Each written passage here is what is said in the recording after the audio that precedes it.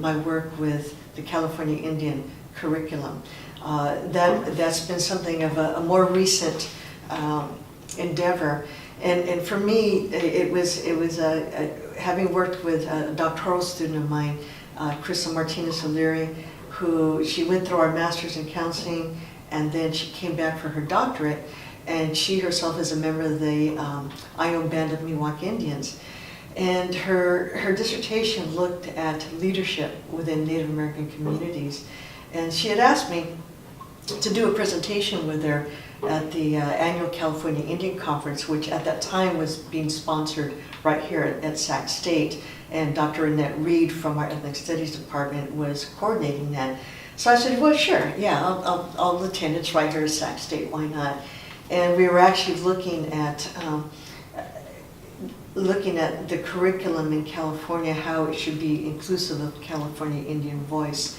And so as we were getting ready to do our presentation, and we got there early, and I happened to go just sitting in another presentation of these gentlemen who were talking about the California Indian, the California Mission Project that's done in 4th grade. These gentlemen were all California Indians. And I go to many conferences, I hear a lot of presentations, and this one was one in which it really struck me because the gentleman, this was personal, and one of the gentlemen started to cry as he talked about his son being asked to do a California mission.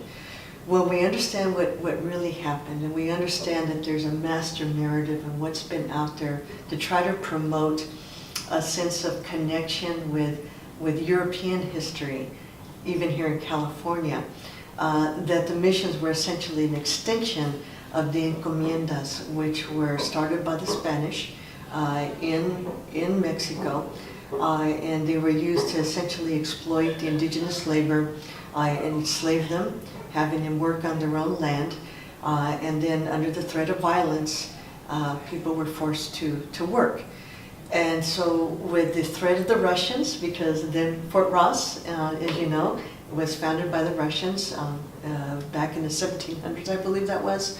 And then with the threats of the United States, which was starting to do some expansion at that time, they wanted to see how they could expand this successful encomienda system that was already working in Mexico and to bring it up north. So they started to situate the missions in proximity to the forts. And then with the enslaved California Indians who would then work to produce the food for the soldiers, then they would expand their sphere up through California. So the mistreatment of California Indians, the disruption to their way of life, the genocide that was essentially committed.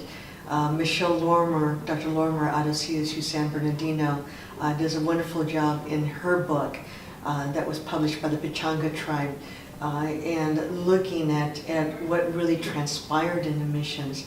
And a lot of people are saying, well, we can't teach children that information. Well, we do teach what happened with the Holocaust in Europe. And children, when you teach them the truth, they can be very resilient and they can be very intelligent about understanding these historical processes, but more so how to not repeat them. So once we start teaching truth, my hope would be that the generations that come will be better off than the generations we have right now. My hope would be that in the future, as people look back at what we're doing right now, will they ask, what did we do? Did we just go along with this master narrative that continues to fuel the division between us? Or did we really look to bring forth the voices of marginalized people, bring forth the voices of those individuals who try to act in a humanistic way, and who thought and led with their hearts as opposed to their pocketbook? That how can we create a people so that maybe the United States, if not the world, can be just a better place, a more loving place to be. And I think it's a crazy notion for some people to even think about that way of life. But I don't think it's a horrible value to have. Love between people, being considerate for one another. I think as long as you're fed and you're fed well, then I know I can sleep well at night. But as long as we have people who are under threat of violence, who are starving, who are not getting a good education, whatever it may be within our own country and even outside, that we need to continue to see what's perpetuating that, what's happening with that. And that's part of the educational process for me, to be that counter voice and to provide the opportunity for our students to think differently and to understand that in many ways they've been lied to.